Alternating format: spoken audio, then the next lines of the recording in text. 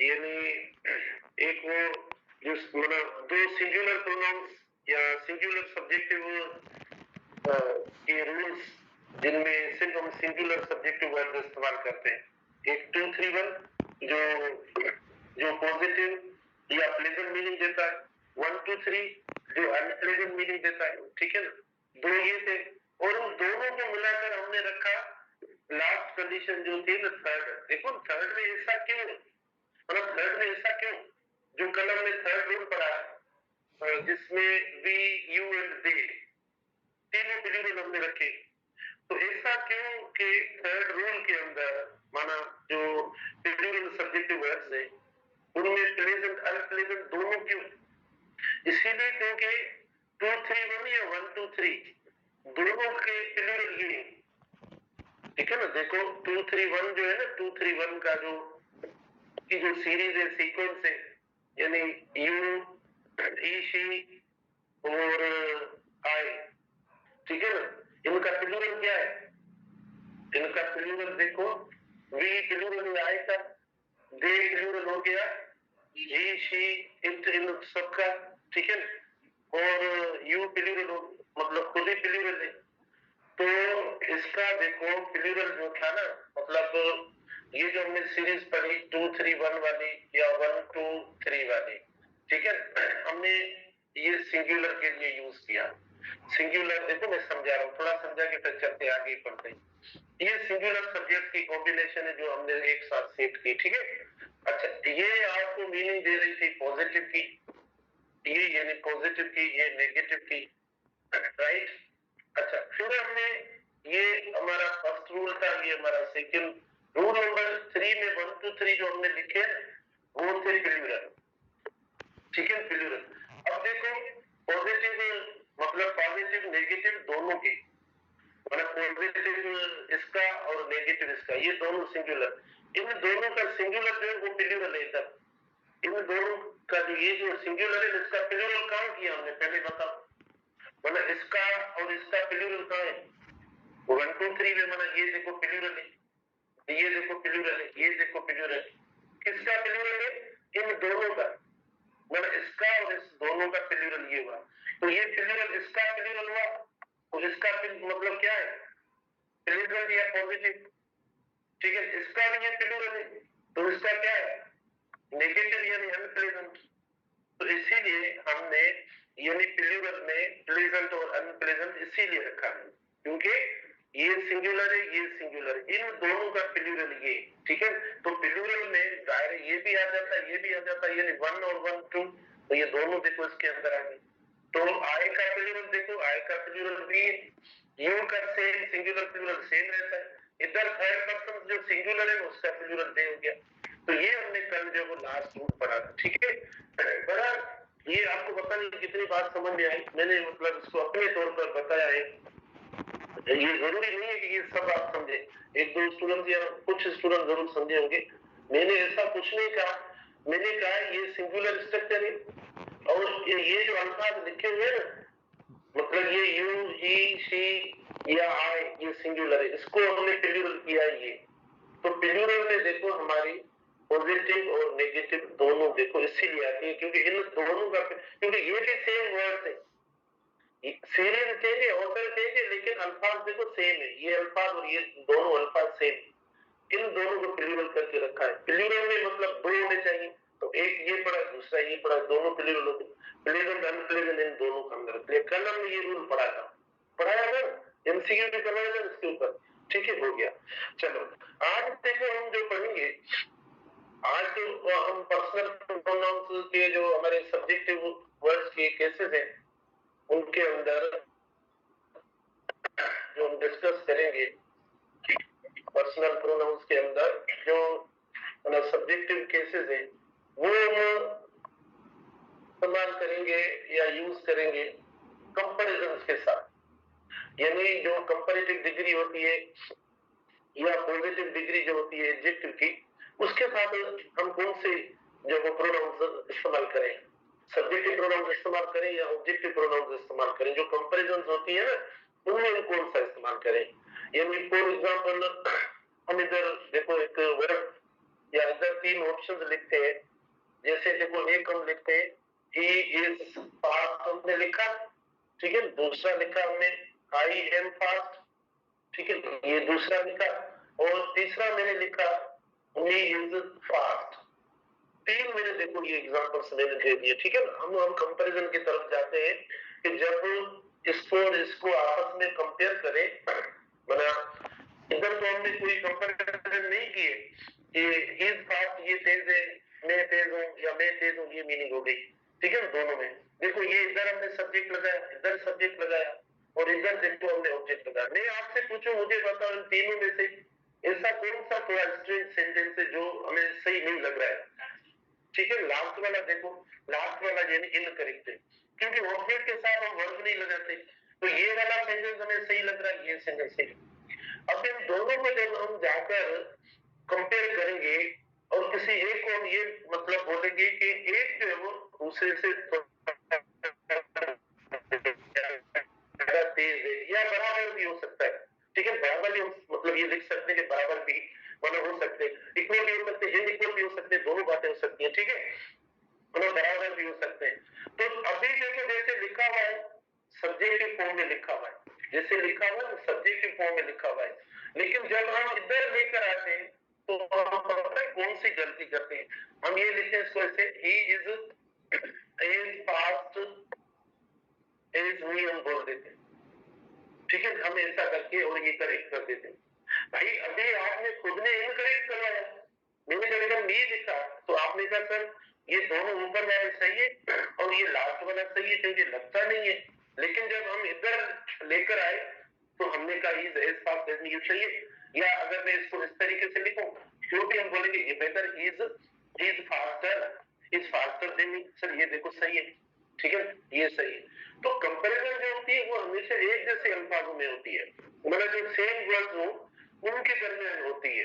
यानी मतलब अगर ये सब्जेक्ट है तो इधर भी आपका सब्जेक्ट होना चाहिए, ठीक है। दो मतलब same word, comparison should be between the same words, ठीक है। कंपैरिजन शुड बी, देखो should be between the same words, मतलब एक जैसे अल्फाजों के दरमियान होनी चाहिए। कंपैरिजन जो होनी चाहिए ना वो एक जैसे अल्फाजों के दरमियान होनी चाहिए, तो एक जैसे तो नहीं हो गई, मतलब ये सब्जेक्ट हो गया, ये क्या हो गया, ऑब्जेक्ट हो गया, तो इसको इनकरेक्ट कंसीडर किया जाता है। और आप खुद देखिए इधर भी हमने लिखा है is fast, I am fast, जब इनको जाकर हमने इधर मतलब कंपैरिजन वाले फॉर्मेट में सेव किया तो हमने देखो वर्ड चेंज कर दिया। हाँ हमने सुना है, हमने सुना है मना लोगों को बोलते हुए या क्या, अब इस बुनियाद पर हम समझते कि ये जो है हमारा हाँ सही है या ये सही है, नहीं। देखो ये जो नेटिव स्पीकर्स होते हैं जो मना कन्वर्सेशन करते हैं, तो कन्वर्सेशन जो होती है ना वो बहुत इनफॉर्मल होती है। अब आप जो सेलिब्रिटीज है जब आप उनकी कन्वर्सेशन सीखे मतलब सुनेंगे, कोई प्रोग्राम या इवेंट वगैरह होता है, टेलीविजन पे कोई शो होता है, आप उन लोगों के सुनेंगे ना तो आपको ये लगेगा कि सर हम तो पता नहीं क्या कर रहे हैं। वहां पर आया उसने बोला myself has come today to tell you something, myself has come, तो माई सेल्फ मतलब मैं अगर इधर लिखूं sentence myself has come to start English class या myself has you know decided to take an English class, तो देखो सही है, तो माई सेल्फ तो सब्जेक्ट होता नहीं है, लेकिन उन्होंने तो इस्तेमाल कर दिया। अब हम ऐसी ऐसी लैंग्वेज या ऐसे ऐसे अल्फाज या कन्वर्सेशन लोगों की सुन के फिर कहते हैं सर देखो ये सही है। या हम असेंबली में प्रोग्राम्स वगैरह करते थे, कंडक्ट वगैरह जब, तो वहां पर भी आपने अपना जो इंट्रो करवाया या करवाते थे तो आप माई सेल्फ से और हो गया बस, उसके बाद ये याद हो गया कि बस ये सही है। तो ऐसा नहीं है, ये बोलचाल की कन्वर्सेशन में रिटन में ऐसा नहीं होता, तो ये भी इनकरेक्ट हो गया, ये भी इनकरेक्ट हो गया। सीधे सी बात है, वरना एक जैसे अल्फाज होने चाहिए, जैसे हमारे पढ़ा है हमने बनाया कि भाई इस पास आम पास तो ये और ये, इन दोनों की कंपैरिजन है, तो ये दोनों सब्जेक्ट है, तो दोनों को सब्जेक्टिव वाले फॉर्म में हम इधर इस्तेमाल करेंगे, ना कि हम जो है वो ऑब्जेक्टिव वाले फॉर्म में इस्तेमाल करेंगे, जो कि एरर हो जाएंगे। तो ऐसे आप प्लीज, भले ये पॉजिटिव डिग्री में हमने रखा है, ये कंपैरेटिव डिग्री में रखा है, तो पता है इन दोनों को अगर हम करेक्ट करेंगे तो करेक्ट मतलब कैसे करेंगे हम, ठीक है। देखो करेक्ट करेंगे मतलब सब्जेक्टिव वर्ड का इस्तेमाल करेंगे। Comparison should be between the same words and then they should be subjective words या सब्जेक्ट्स, ये नोट कर देना, ठीक है ना, सब्जेक्ट्स होने चाहिए। तो जो फर्स्ट सेंटेंस हमने गलत किया है वो हमारा देखो बहुत आसान है, अगर इसको हम करेक्ट करके लिखेंगे तो ये होगा इज पास्ट इज आई। अब आप देखो इधर जो लास्ट वाली जो कंस्ट्रक्शन है या लास्ट वाली जो पॉइंट है वो भी बहुत इंपॉर्टेंट है, यानी इस कंपैरिजन वाले मेथड या कॉन्सेप्ट में आपके पास इस मतलब कुछ ऑप्शन है। इधर इज पास्ट इज आपने लिख लिया, या मिसाल के तौर पर भी डायरेक्ट इधर देखो इधर देश देते, इधर मैं कुछ समझाता हूँ। इज पास्ट इज हमने ये लिख लिया इधर। अब आपके पास ऑप्शन है, आपने एक ऑप्शन रखा आई, बी ऑप्शन आपने रख लिया आई है, ठीक है। अच्छा सी ऑप्शन आपने रख लिया आई वाज, ठीक है। डी ऑप्शन आपने रख लिया आई हैव बीन। अच्छा देखो इतने ऑप्शन हमने दे दिए। तो सुनो मतलब जब भी हम इस्तेमाल करते हैं लास्ट में सब्जेक्ट देते हैं, जब लास्ट में सब्जेक्ट लगाते हैं तो एक तो हम इसको शॉर्ट करके लिखते हैं, मतलब इस कंपैरिजन को शॉर्ट करके लिखते हैं। खाली सब्जेक्ट देते हैं तो वो भी सही है, ओनली सब्जेक्ट इस्तेमाल करते हैं तो वो भी हमारी सही है। आप देखो जिस टेंस में आपका सेंटेंस लिखा हुआ है, जिस टेंस में आपका सेंटेंस लिखा हुआ है, अगर वो देखो वर्ड्स होते हैं, एक बी के वर्ड्स होते हैं उसमें सेंटेंस लिखा जाता है, डू के वर्ड्स में सेंटेंस लिखा जाता है, हेड के वर्ड्स में सेंटेंस लिखा जाता है, मॉडल वर्ब में सेंटेंस लिखा जाता है। जिस वर्ब में आपका सेंटेंस लिखा हुआ है, इस सब्जेक्ट के बाद जैसा वर्ब आ रहा है वो सेम वर्ब आप लास्ट वाला जो सब्जेक्ट है उसके साथ इस्तेमाल करें। अच्छा तो इस वर्ब का नाम है बी का वर्ब। अब बी के वर्ब देखो कौन कौन से आप खुद को ध्यान में आ जाएंगे भाई, जो बी के वर्ब है वो सब हम अपने लास्ट वाले सब्जेक्ट के साथ लगा सकते हैं, मतलब जो भी। अब आए ऐसा नहीं कि आप बोले सर आए के साथ फिर इसे लगाएंगे, तो इसे कैसे लगेगा आए के साथ, ठीक है ना, इसको नहीं इस्तेमाल करेंगे। तो हम वो बी के वर्ड्स लगा सकते हैं, ठीक है ना, या तो अकेला सब्जेक्ट लगे तो भी सही है। तो देखो हमने बी का वर्ड ये लगा लिया, बी का वर्ड देखो हमने ये लगा लिया, is am are was will be been ये सब देखो बी का वर्ड हमने ये लगा लिया। मैं सिर्फ अकेला अगर इतना लिखता आओ एक तो गलत हो जाता क्योंकि ये बी का वर्ड नहीं है। तो आपने ये बी का वर्ड दे दिया, बी का वर्ड दे दिया, बी का वर्ड दे दिया और बगैर इस्तेमाल कर दिया। तो आप ऐसा भी यूज कर सकते हैं, मतलब वर्ब भी साथ लिख सकते हैं। अच्छा इसमें आप बोलेंगे सर एरर कौन सी देगा, मतलब ऐसा हमें भी बताता हूँ आपको, ठीक है, एरर वाला भी। तो इज एज पास एज आपके पास कितने तरीके कितने ऑप्शन हुए लिखने के, मतलब सब्जेक्ट वर्ड लिखने के कितने होंगे, 4 होंगे। ओनली सब्जेक्ट लिखे मतलब उस पॉजिटिव या कंपैरेटिव डिग्री के बाद अगर ओनली सब्जेक्टिव वर्ड लिखे तो भी राइट है, सिर्फ सब्जेक्टिव वर्ड लिखे तो भी राइट है। अगर आप देखो जिस टेंस से आपने सेंटेंस बनाया है सब्जेक्ट के बाद जैसा टेंस लिखा है उसी का अगर सब्जेक्ट के बाद वर्ब लिखेंगे हेल्पिंग वर्ब, मेन वर्ब नहीं हेल्पिंग वर्ब, तो भी सही हो जाएगा। तो बी के वर्ब से आपने बनाया तो आपने बी का वर्ब दे दिया, ठीक है। आपने देखो इधर पास में भी भले लिख लो पास में भी लिख लो, देखो comparison is as pass as I was एक कि आज मैं इतना पास से जितना मैं था। तो कंपैरिजन में आप पास भी लगा सकते हो, ऐसा नहीं है कि पास का कोई यूज नहीं कर सकते।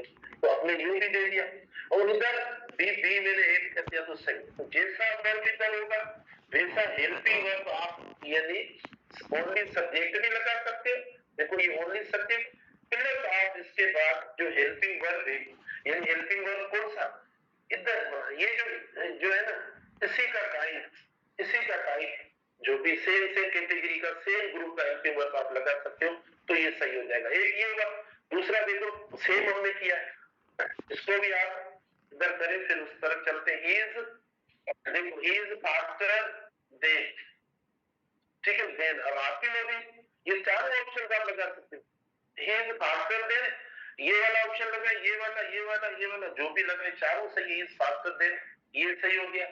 अब आपकी मर्जी जो भी वर्ड्स लगा ये मतलब जो भी मतलब जिस टेंस से जिस वर्ड से जो फर्स्ट वर्ड आया है सब्जेक्ट के साथ उसी से आप जो वो मतलब वही वर्ड इधर ऐड करें। आपकी मर्जी, आप पास लगाएं, बी का वर्ब लगाएं, जो भी लगाएं, बी का जो सूट कर रहा है उस सब्जेक्ट के मुताबिक वो लगाने, is faster then, I am लगाएं, आई वाज लगाएं, जो भी लगाएं, मैंने लगा लिया है तो ये देखो सही हो क्योंकि ये सब्जेक्ट है। अच्छा फिर मैं आपसे पूछूं कि मुझे बताओ कि ये जो देन है, देन इधर देन इस्तेमाल किया है, ये देन क्या है इधर? रनिंग इज फास्टर तो फिर पानी लगेगा। सही है मना नहीं रनिंग ऐसे क्या करें, is running is faster again. हाँ भले वो मना दौड़ने के हिसाब से मना वो एक एक्शन दे ऐसा, वो भी सही है। ये हमने बी के वर्ड से बनाया है, देखो ये अब एडजेक्टिव वो आप लगाएंगे रनिंग वाला, अगर वो आप लगाएंगे तो उसमें देखो फास्ट क्या हो जाएगा, एडवर्ब हो जाएगा। वो साथ ये जो कह रहे क्वेश्चन कर रहे हैं इसका क्वेश्चन है, मुझे ऐसा लग रहा है शायद, नहीं तो फिर हम कंफर्म करेंगे इससे।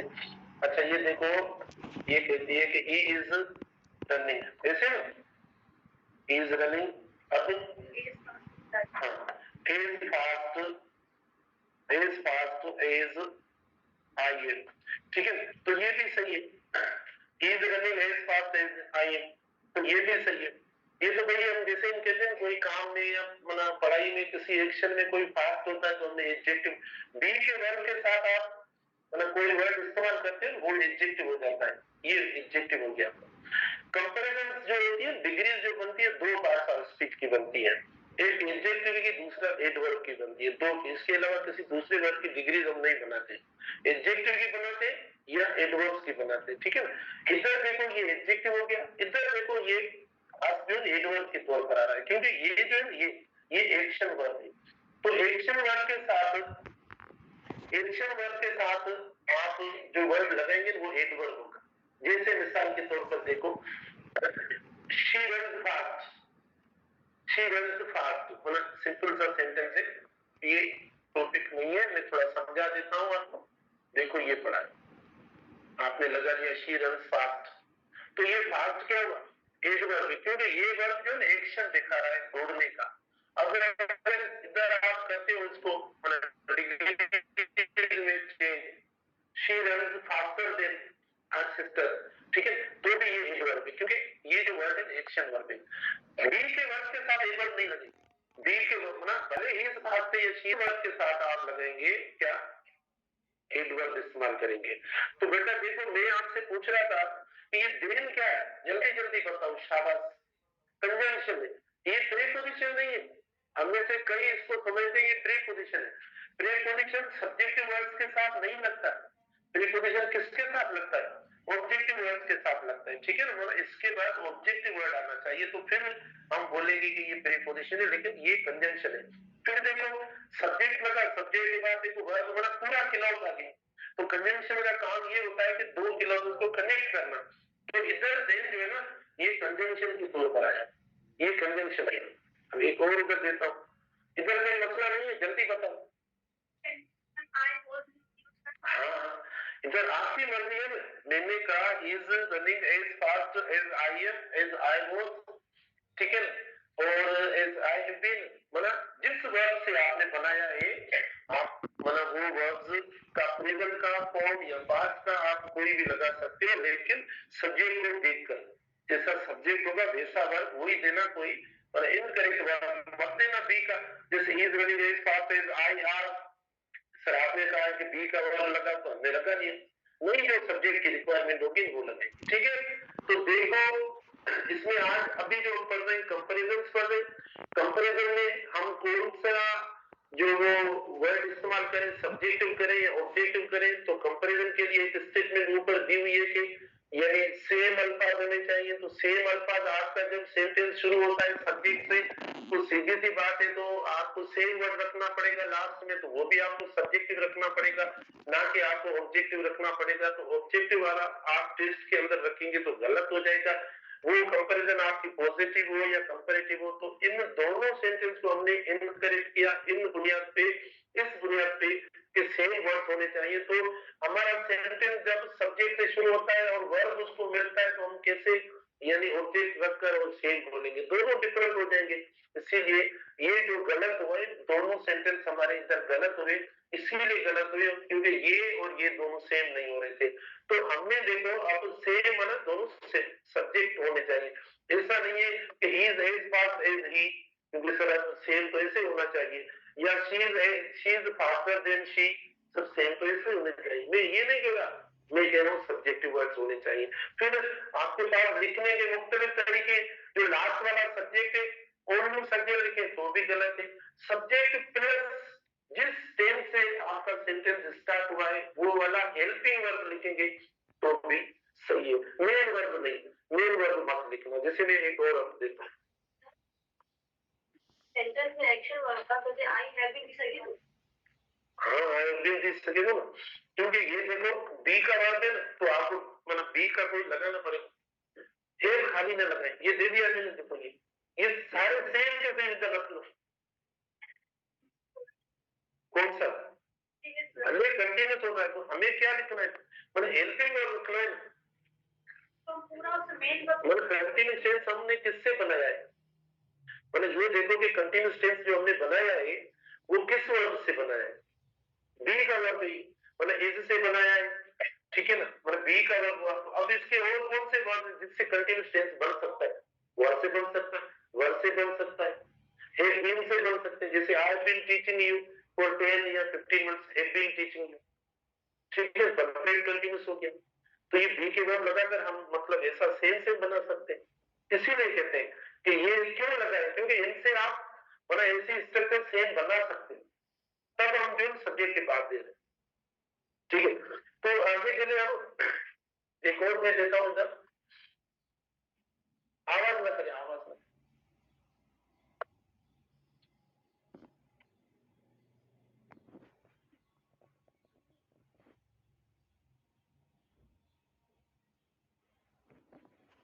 वी विल नॉट वेटर, बस लास्ट है, उसके बाद आगे पढ़ते हैं। समझ गए उधर, देखो एक एक कॉन्सेप्ट को टाइम मतलब क्लास का खत्म हो जाता है, तो आप थोड़ा मतलब पिकअप जो है थोड़ा जल्दी रखें, और मुझे आप बताएं प्लीज, मिसाल के तौर पर आपको बात जैसे समझ में आ जाती है ना, आप बता दिया करें पूरी क्लास तकरीबन, सर इट्स ओके आगे चलो, नहीं तो एक एक बात पे हम देखो कितना टाइम लगता है। दे रोड बेटर देन देश, ठीक है, दे रोड बेटर देन देश।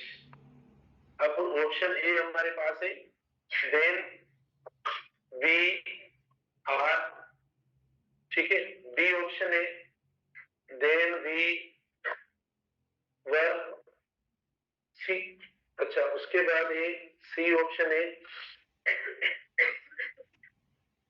वी डू, और डी ऑप्शन है वी हैव। देखो ये बस, अब इसमें मतलब सारी चीजें जो बाकी आपने ना पूछी है या मैंने भी नहीं समझाई वो इधर समझ जाओ, मतलब इसका जो सेकंड इंपॉर्टेंट यूज है वो ये यूज का मतलब कि जो चीजें हम वर्क के हवाले से आपको बता रहे हैं वो, तो दे रोड बेटर देन देश, क्या करना है आपको, कुछ नहीं करना है, तो कुछ नहीं करना है, सोना नहीं है, इधर देखो, अच्छा तो देखो इधर आपने क्या लगाया, अब सब्जेक्ट के बाद क्या है, सब्जेक्ट के बाद एक्शन वर्ब आ गया, अब स्टेटिव वर्ब नहीं है, बी का वर्ब नहीं है, देखो अब एक्शन वर्ब आ गया, मतलब पास्ट का एक्शन वर्ब आ गया, ठीक है ना, पास्ट का एक्शन वर्ब है, तो आप इसका हेल्पिंग वर्ब निकालो, जो वर्ब इधर लिखेंगे उसका हेल्पिंग वर्ब निकालो, कि भाई इसका हेल्पिंग वर्ब क्या पॉसिबल हो सकता है, मतलब आप बोलेंगे सर कैसे, मिसाल मैं आपको बोलूं भाई अगर दे रोड हो तो उसको नेगेटिव कैसे करेंगे, तो जाहिर जाहिर है नेगेटिव जो करेंगे वो हेल्पिंग वर्ब से करेंगे, या मैं आपसे बोलूं कि भाई इसको क्वेश्चन इसका कैसे बनाएंगे, सवालिया स्ट्रक्चर इसकी कैसे होगी, डे रोड की, ऐसा ना अलग अगर आप लिखे इधर, ठीक है, अब ये इधर दिया हुआ, अब इसको आप यानी नेगेटिव करेंगे तो पता है ना, तो आपने क्लिक किया इसको, they didn't road, they didn't, ठीक है, तो देखो आपने डेट से इसको ये मतलब ये तो हेल्पिंग वर्ब निकल आया, राइट। अच्छा फिर अगर सवालिया करेंगे तो भी इसी तरीके से, देखो ये हो जाएगा आखिर में ये जाएगा, ठीक है, मतलब डेज निकल गया, तो मतलब ये हुआ कि ये जो कैटेगरी वर्ब की इसके साथ इस्तेमाल होगी या जिस ग्रुप का हेल्पिंग वर्ब ग्रुप का जो ताल्लुक होगा वो डू हो सकता है ये। अब ये 3 वर्ब इसके साथ आप लगा सकते हो, 3 वर्ब मतलब सब्जेक्ट के हिसाब से आप लगा सकते हो। सीधी जगह में हमने वी दिया है तो डस तो नहीं लगेगा वी के साथ, बाकी आप डिड लगाए या डू लगाए दोनों सही है, क्योंकि हमने ऐसे टेंस में लिखा है। समझ में आ रहा है? ठीक है। अब देखो दे रोट बेटर, तो ये पहला सही है गलत है? गलत है पहला, क्योंकि बी के वर्ब में नहीं लिखा है। अच्छा अब बी सेकंड देखो गलत है क्योंकि बी के वर्ब में नहीं है। अच्छा सी देखो सही है बिल्कुल, क्योंकि वो भले माना दे रोट वो अच्छे माना लिखते थे, हमसे अच्छे लिखते थे, माना हमसे माना हमने आज वालों से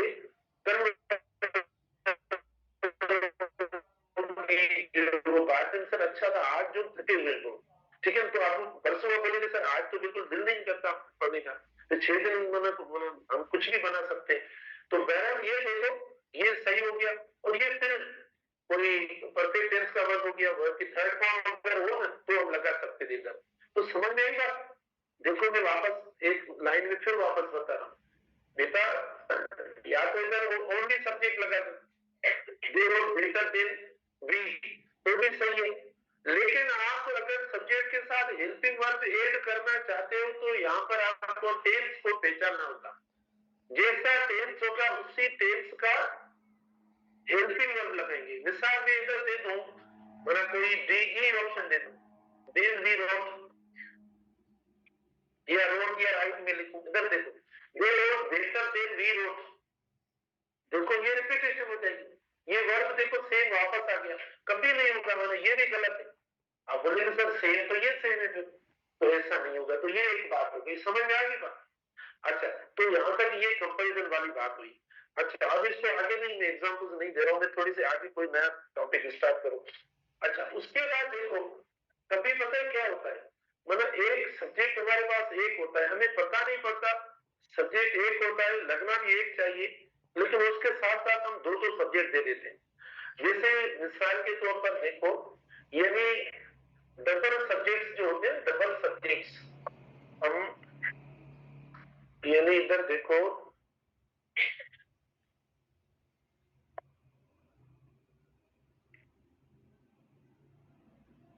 अवॉइड यूजिंग लिखना, using avoid using double subjects, avoid using double subjects at the same time, ठीक है ना, विद अ सिंगल वर्ब। मतलब एक वर्ब है और आप दो सब्जेक्ट दे रहे हो, हमें पता नहीं पड़ता, मतलब वो इस तरीके से सेंटेंस के अंदर मर्ज किए हुए होते हैं, या सेंटेंस से ऐसे अंदर माना मिस्टीरियस होते हैं, छुपे हुए होते हैं कि हमें लगता है कि सेंटेंस सही है, क्योंकि हम जो भी सेंटेंस करेक्ट करते हैं या चूज करते हैं, हमारी लैंग्वेज नहीं है ना, हम तर्जुमा करके पहले तर्जुमा करते फिर ऑप्शन पे टिक लगाते हैं, तो हमें तर्जुमे में जुमले तो सही आ जाते हैं। तो ये क्या कहता है, avoid using double subjects at the same time with a single verb नहीं दिया, सिंगल वर्ब के साथ डबल सब्जेक्ट जो है वो अवॉइड करें। मिसाल के तौर पर देखो इधर हम लिखते द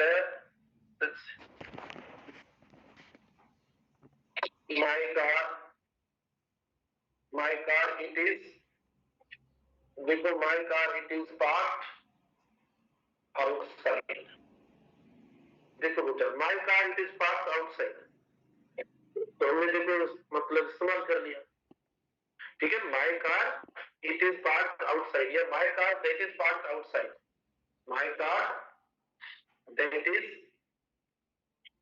पार्क्ड आउटसाइड। हमें मतलब कोई रिलेटिव वर्ड दे देते या कोई पर्सनल प्रोनाउन का वर्ड दे देते, जैसा हमने देखो इस्तेमाल कर दिया my car it is parked outside या my car that is parked outside, या देखो द फोरकास्ट इट इज,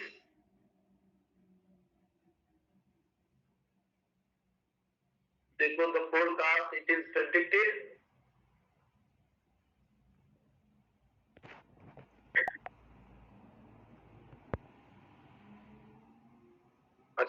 दूसरा देखो, द फोरकास्ट दैट इज, या विच इज, जो भी लगाओ, ठीक है। हमने देखो ये इस्तेमाल कर, the forecast it is predicted, basically adverb की रिएक्शन वर्ब है और इधर रिएक्शन वर्ब किया। अब दो सब्जेक्ट कौन से बताओ, देखो एक हमारा ये सब्जेक्ट हो गया, ठीक है, दूसरा देखो ये सब्जेक्ट, दो सब्जेक्ट हो गए, हमने दो सब्जेक्ट इस्तेमाल कर दिए, लेकिन वर्ब कितने आपके पास, आप बोलोगे सर एक वर्ब ये पढ़ा है, दूसरा वर्ब ये पढ़ा है, दो वर्ब्स पढ़े, नहीं ये एक ही वर्ब है, ठीक है, दो वर्ब्स नहीं, एक ही वर्ब है, देखो ये एक ही वर्ब। तो अब एक गलत होना चाहिए, एक सही होना चाहिए, अब पता नहीं कौन सा गलत करें कौन सा सही करें, ये पता नहीं है, ठीक है, ये भी है ना। ये दूसरा क्वेश्चन क्या है, दूसरा क्वेश्चन ये कि सर कोई भी एक सब्जेक्ट रखे दूसरा हटा दे, कोई भी एक सब्जेक्ट रखे दूसरा हटा दे, तो कोई बड़ी बात होगी कि कोई रखे दूसरा हटा दे, ठीक है ना। अब ऐसा भी हमें नहीं करना चाहिए। तो देखो इसी में से जो ज्यादा सूटेबल है, जिसको हमें हटाना चाहिए, ठीक है ना, वो कौन सा होगा, इट होगा, क्योंकि मतलब ये तो कम से कम एक सेंस या वाजे मतलब या मीनिंग तो दे रहा है, तो आप इसको प्लीज हटा दीजिए, incorrect, my car is parked outside, it is parked outside लगाएंगे कब, जब नाउन पहले आया हो, माना ये हम इस्तेमाल करते हैं नाउन की रिपीटेशन को रोकने के लिए, तो आपने नाउन अभी पहले दिया भी नहीं है, लेकिन आपने डायरेक्ट इट लगा दिया, किसी कॉन्टेक्स्ट में कहीं भी नजर नहीं आ रहा, तो इट किसके लिए हमने इस्तेमाल किया, तो इसीलिए नाउन को आप छोड़ो, प्रोनाउन को हटा। तो कभी ऐसे सेंटेंस आते हैं जिसमें मतलब दूसरा सब्जेक्ट जो है हम लगा देते हैं, my car it is parked outside, तो देखो ये गलत हो गया, एक ही हम रखेंगे, यहाँ देखो इधर दैट इस्तेमाल कर रहे हैं, दैट इस्तेमाल होता है, रिलेटिव प्रोनाउन होता है, लेकिन ऐसे इस्तेमाल नहीं होगा जैसे हमने पूरा सब्जेक्ट के साथ साथ देखो दे दिया, जैसे आप देखो my car that is parked outside, चलो आप देखिए सर इसको हम सही करना चाहते हैं, तो दैट की जगह पर आप विच लगा लो। अगर आप में से कोई स्टूडेंट क्वेश्चन करे सर हमने इसे पढ़े भी हमें पता है, तो मतलब ये जो कारण इसको आप विच दे दो, दैट की बजाय विच ज्यादा सूटेबल है, ठीक है। तो अगर मैं विच इधर लगाऊं, my car which is parked outside, आगे आपको वर्ब देना पड़ेगा, नहीं तो गलत हो जाएगा। देखो मैं बता देता हूँ verbal, my car which is parked outside looks, ठीक है, लुक्स ब्यूटीफुल, लुक्स अट्रैक्टिव, ये लुक्स आपने किसको दिया, फिर विच को दिया, क्योंकि आपने दूसरा सब्जेक्ट रखा तो उसको आपने लुक दे दिया, तो फिर आपको दो वर्ब रखने पड़ेंगे, दो वर्ब दे दो, इधर तो आपने देखो एक वर्ब के साथ दे दिया, तो ये मतलब हटाओ, फिर वो जब टॉपिक आएगा देखेंगे। इसी में बेटा वो सेम बात है, देखो हमने फोरकास्ट इज प्रेडिक्टेड बैडली, देखो इसमें भी देखो, तो ये अगर आप देना चाहते हो तो कामा वगैरह लगाकर फिर आगे जो है ना, आगे आपको लगाने पड़ेंगे, मतलब कोई कंडीशन बनानी पड़ेगी, एक वर्ब के साथ नहीं होगा, एक वर्ब एक सब्जेक्ट, दो सब्जेक्ट दो वर्ब, मतलब ये स्किल ध्यान रखें, ठीक है।